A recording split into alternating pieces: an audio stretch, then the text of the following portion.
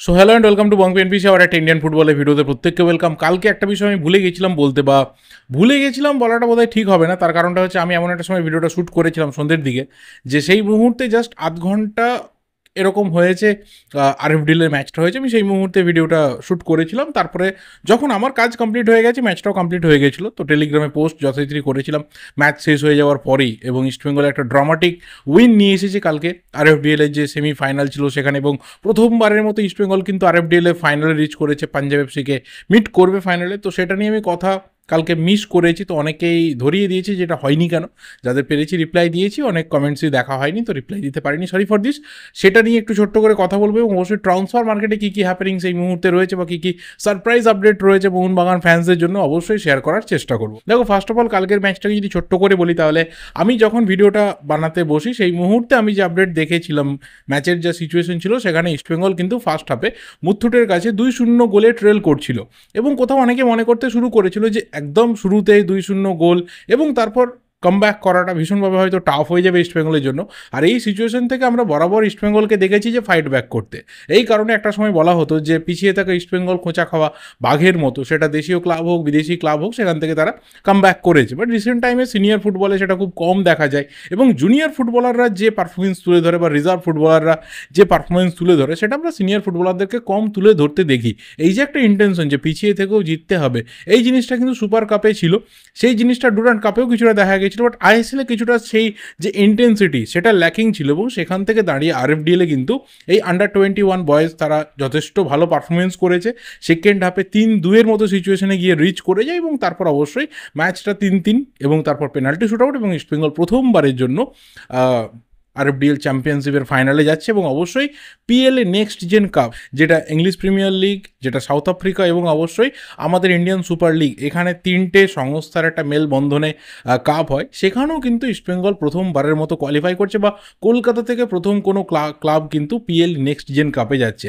আর সবথেকে সারপ্রাইজিং ব্যাপার যে গত দুবারের চ্যাম্পিয়ন টিম বেঙ্গালুরু এফসি, তারা কিন্তু হেরে গেছে পাঞ্জাবের কাছে। তো দেখা যাক, ইস্টবেঙ্গলের কাছে আমি বলবো যে পাঞ্জাব এফসির তুলনামূলক একটা সহজ প্রতিপক্ষ। মুথুটের মতো টিমকে যদি এই পিছিয়ে থাকা অবস্থা থেকে ইস্টবেঙ্গল হারাতে পারে, তাহলে নিশ্চিতভাবে আরএফডিএল যে চ্যাম্পিয়নশিপ ফাইনাল রয়েছে, সেটা ইস্টবেঙ্গল কিন্তু পাঞ্জাবকে হারিয়ে জিততে পারে। এবং অবশ্যই পিএল নেক্সট জেন কাপ, যেটা সাউথ আফ্রিকাতে হবে, সেখানেও ইস্টবেঙ্গল ভালো কিছু করবে, এটুকু এক্সপেকটেশন থাকলো।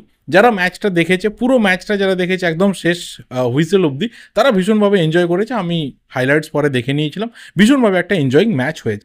এরপর যদি সরাসরি ট্রান্সফার মার্কেটের দিকে ঢুকি, তাহলে প্রথম যে প্লেয়ারকে নিয়ে কথা বলতে হবে, সেই প্লেয়ারকে দীর্ঘদিন ধরে কিন্তু ইস্টবেঙ্গল টার্গেটে রেখেছিল। এবং আমার গতকালের ভিডিওর যে আগের ভিডিওটা ছিল, সেই ভিডিওটা যেটা 20 মিনিট 20 সেকেন্ডের ভিডিও হয়েছিল রিমার্কেবলি, সেই ভিডিওর একদম লাস্ট পার্টের দিকে কিন্তু আমি প্রথমে কথা বলেছিলাম ক্লিন্সম্যানকে নিয়ে, দ্বিতীয় আমি কথা বলেছিলাম আপুইয়াকে নিয়ে, অ্যান্ড থার্ড আমি কথা বলেছিলাম নিন্থই মিতেইকে নিয়ে। এই তিনজনের কথাই কিন্তু সেদিনকে বলেছিলাম। তো যখন আমি নিন্থই মিতেইকে নিয়ে কথা বলেছিলাম, সেই দিনকেই কিন্তু বলেছিলাম যে ট্রান্সফারের ক্ষেত্রে এই প্লেয়ারটা ভীষণভাবে কিন্তু একটা ফাঁপড়ে পড়ে গেছে, যে অ্যাকচুয়ালি ওর ডিসিশনটা কী নেবে। কারণ ইস্টবেঙ্গলের একটা ভালো অফার রীতিমতো রয়েছে, ছিল ওর কাছে, এই নিয়ে কোনো সন্দেহ নেই। তার পাশাপাশি তার প্রাক্তন club north east United FC, তাদেরও কিন্তু একটা অফার ছিল বেঞ্চকে স্ট্রেংথ করার জন্য। আমি এই কথাটাও মেনশন করেছিলাম যে এই দুটো টিমে যদি আসে, তাহলে নিশ্চিতভাবে বেঞ্চটা স্ট্রেংথ হবে। কিন্তু স্টার্টিং 11-এর কথা যদি ভাবি, বা মেন যে প্লেয়িং 11-এর কথা, সেখানে দাঁড়িয়ে কিন্তু ভীষণভাবে নিন্থই দেখবে যে আমার গেম টাইমে ল্যাকিং হতে পারে। সেই দিনকে আমি এই কথা বলেছিলাম। আমি জানি ন্যাচারালি এই ধরনের কথা বললে অনেকের ভালো লাগে না, এবং আমি সেখানেও মেনশন করেছিলাম যে পাঞ্জাব এফসি, তারা কিন্তু থার্ড ক্লাব হিসাবে রয়েছে নিন্থইকে সাইন করানোর জন্য। এবং কেন পাঞ্জাবকে সে চুজ করতে পারে, কারণ রাইট উইং পজিশনে পাঞ্জাবে কোনো রকম এস্টাবলিশড উইঙ্গার নেই। এই প্রত্যেকটা জিনিস আমি সেই দিনকে ডিসকাস করেছিলাম। খুব স্বাভাবিক ব্যাপার যে যাদের এই জিনিস পছন্দ নয়, যাদেরকে অন্য জায়গা থেকে ফিড করে দেওয়া হয় যে এই প্লেয়ারটা সিগনেচার হয়েই গেছে, ভেতরে ভেতরে সব হয়ে গেছে, এটা শুধুমাত্র পাবলিক হতে একটু সময় রয়েছে, তোমরা একটু ধৈর্য ধরে বসো, একটু মনকে শক্ত করো, দেখো এর আপডেট কিন্তু বেরিয়ে চলে আসবে। বাট ন্যাচারালি আমি সেই ধরনের ফিডটা কোনো ক্লাবকে করাতে পারি না, সরি ফর দিস। যখন যেটা হয়, যতটুকু প্রোগ্রেশন হয় সেইটুকু আমি বলি। যখন একটা প্লেয়ার অ্যাডভান্স স্টেজে রিচ করেনি, অবশ্যই ইস্টবেঙ্গলে ভালো অফার ছিল নিন্থয়ের কাছে, নিন্থয় একটা টার্গেটেড প্লেয়ার ছিল, নিন্থয় চেষ্টা করছিল যে যদি ইস্টবেঙ্গলে সইটা করা যায়। কিন্তু নিন্থয়ের ক্ষেত্রে যেটা আজকের রিপোর্ট বেরিয়েছে খেলনামের তরফ থেকে, যে নিন্থয় কিন্তু পাঞ্জাব এফসিতে সই করতে চলেছে। ইয়েস, এখানেও এটা মনে রাখা দরকার যে সই করতে চলেছে, কিন্তু হ্যাঁ সিচুয়েশন হয়তো এমন একটা জায়গাতে রিচ করছে যে খেলনামের মতো একটা মিডিয়া, ইন্ডিয়ার one of the leading sports media house, তারা বলছে he is set to sign for Punjab FC. তো কোথাও সেই জায়গাটা কিন্তু এই মুহূর্তে রেডি, যে নিন্থই অল ডান হয়ে গেছে। ইস্টবেঙ্গল এবং নর্থ ইস্টের ক্ষেত্রে যেটা বলেছিলাম যে কোথাও ওর দোটানাতে রয়েছে যে করবেটা কি, এবং সেখানে পাঞ্জাব বেস্ট অপশন হতে পারে। তো নিন্থয়ের ডিল আপাতত ইস্টবেঙ্গলের হাতছাড়া। তো সেই জায়গাতে অন্য কোনো রিপ্লেসমেন্টের কথা ভাবে কিনা সেটা অন্য বিষয়, কিন্তু আমার সেদিনকেও বলেছিলাম আমার ওপিনিয়নে যে আপাতত রাইট উইং পজিশনে ইস্টবেঙ্গলের প্লেয়ার দরকার নেই। লাস্ট যে দুজন প্লেয়ারকে নিয়ে কথা বলবো, সেখানে মোহনবাগান ফ্যান্সরা একটু হলেও কোথাও আহ্লাদিত হতে পারেন বা সারপ্রাইজডও হতে পারেন। এক হচ্ছে দিমি পেত্রাতস। দেখো, গত সিজন যখন শেষ হচ্ছে, মোহনবাগান যখন আইএসএল কাপ জিতছে, সেই চ্যাম্পিয়নশিপের কিছুদিন পরেই কিন্তু আমি জানিয়েছিলাম, মে মাসের বোধহয় এরকমই একটা, মার্চ মাসে গতবার টুর্নামেন্ট শেষ হয়েছিল, মার্চের একদম লাস্ট উইকের দিকে জানিয়েছিলাম যে পেত্রাতসের সাথে কিন্তু মোহনবাগান একটা লম্বা চুক্তি করতে যাচ্ছে। সামনে আসেনি, তার কারণটা হচ্ছে 2024 সিজন অবধি পেত্রাতসের সাথে চুক্তি ছিলই, নতুন করে সেই এক্সটেনশন আগে থেকে জানানোর কোনো প্রয়োজন মোহনবাগানে ছিল না, কারণ প্লেয়ার ভাই কোথাও যাচ্ছে না, কোনো ক্লাবে মুভ করছে না, কোনো অফারও তার কাছে রিচ করেনি। এতটুকু সেন্সিবল আমাদের এখানে আইএসএল ক্লাবস রয়েছে, তারা জানে কোন প্লেয়ারের কাছে অফারটা পাঠালে সেটা অন্ততপক্ষে তার একটা গ্রহণযোগ্যতা থাকবে, যে একটা প্লেয়ার সেটা অ্যাকসেপ্ট করলো বা তার এজেন্টও অ্যাকসেপ্ট করার মতো একটা কিছু রিয়াকশন দিল। পেত্রাতসের কাছে যদি আইএসএল থেকে কোনো অফার আসে, আমি বলছি না যে বিদেশের কোনো আরও বেটার ক্লাব থেকে অফার এলে কী হবে, সেটা অন্য ব্যাপার ছিল, কিন্তু আইএসএলের বাকি ক্লাবগুলো থেকে যদি অফার আসতো তাহলে তার রিয়াকশনস কী আসবে সেটা পেত্রাতসের যারা অফার নিয়ে আসতো তারা জানতো। সেটা হয়নি, এবং সেখানে মোহনবাগান শোনা যাচ্ছে যে এই 2024 সিজন থেকে, মানে 2024-25 সিজন থেকে 2+1 ইয়ারের একটা কন্ট্রাক্ট এক্সটেনশন এই মুহূর্তে করতে যাচ্ছে পেত্রাতসের সাথে। যেটা শোনা যাচ্ছিল যে একটা 1+1 হবে, সেটা 1+1 না, 2+1-এর একটা কন্ট্রাক্ট এক্সটেনশন হতে পারে। 2 বছর অটোমেটিক্যালি 26 অবধি থাকবে। তার যে এজ রয়েছে ভাই, তুমি সামনের 3 বছর ভেবে নিতে পারো, এবং যে কোয়ালিটিও শো করেছে, রয় কৃষ্ণাকে ছাড়ার মতো ভুলটা আর হয়তো মোহনবাগান ম্যানেজমেন্ট করবে না। যে রয় কৃষ্ণা জাস্ট একটা সিজনের অফ ফর্ম দেখে ছেড়ে দেওয়া হয়েছিল, সেই রয় কৃষ্ণা আরেকটা সিজন পরে দেখা গেলো যে গোল্ডেন বুটের জন্য ফাইট করছে। অ্যান্ড কোথাও হ্যাঁ মোহনবাগানের স্ট্রাইকাররাও ভালো জায়গাতে ছিল, বাট কোথাও রয় কৃষ্ণাকে ছেড়ে দেওয়া এটা ভীষণভাবে কিন্তু একটা ভুল ডিসিশন প্রমাণ হয়েছিল, বা পরবর্তী সময়ে কার্ল ম্যাকিউকে ছেড়ে দেওয়া। তো সেই ভুলগুলো থেকে ম্যানেজমেন্টের কিছু কিছু মানুষ রয়েছেন যারা বুঝতে পেরেছেন যে না, তোমার টিমের যে বেস্ট পারফর্মার রয়েছে যাই হয়ে যাক না কেন, you don't have to lose this man.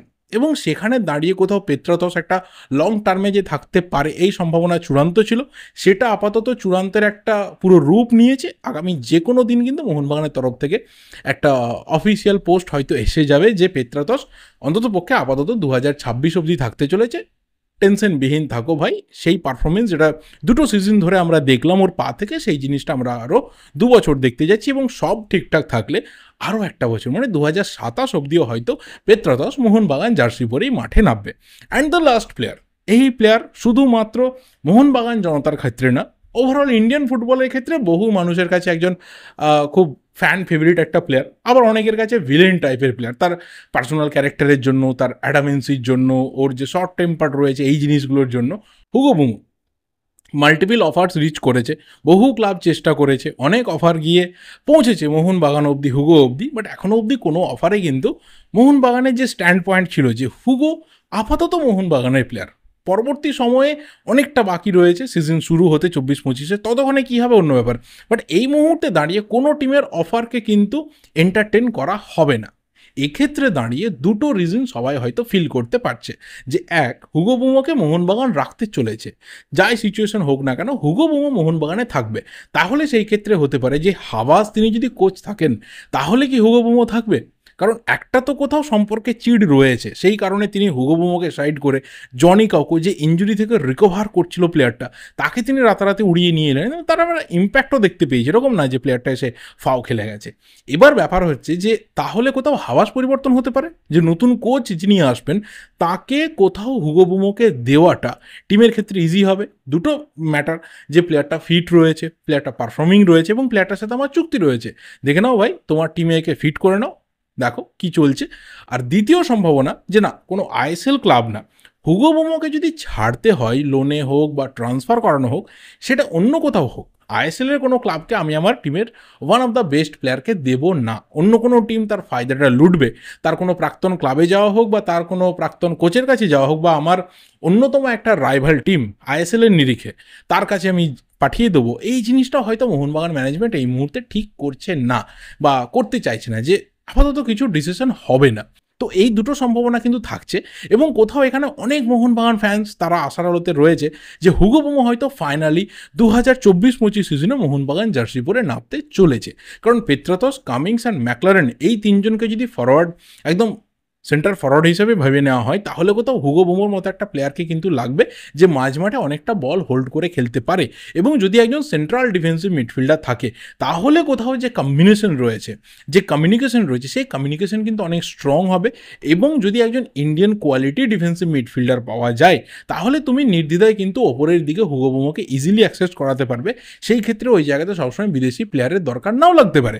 তো এই বিভিন্ন রকম ইকুয়েশনস রয়েছে, সেই জায়গাতে দাঁড়িয়ে হয়তো একটা বিগ সারপ্রাইজ মোহনবাগান ফ্যানেদের জন্য ওয়েট করে রয়েছে রিগার্ডিং হুগো বোমো। কারণ এত ক্লাবের অফার থাকার পরেও কোনো রকম মার্কেটে কোনো গুঞ্জন নেই যে সত্যি কোনো ক্লাবের সাথে, কোনো একটা সিঙ্গল ক্লাবের সাথে হুগো বোমোর কোনো এফেক্টিভ বা কোনো রকম কোয়ালিটি কথাবার্তা চলছে বা মোহনবাগানও কোথাও ইন্টারেস্টেড রয়েছে যে চলো হুগো বোমোকে ছেড়ে দেওয়ার মতো একটা সিচুয়েশন তৈরি করা যাক। এটা কিন্তু এই মুহূর্তে হচ্ছে না। তো সব কিছু ঠিকঠাক থাকলে হয়তো 24-25 সিজনে আমরা হুগো বোমোকে ফিরে আসতে দেখতে পারি, মোহনবাগান জার্সিতে ফিরতে দেখতে পারি, আইএসএলে আবারও মাঠ দাপিয়ে খেলতে দেখতে পারি।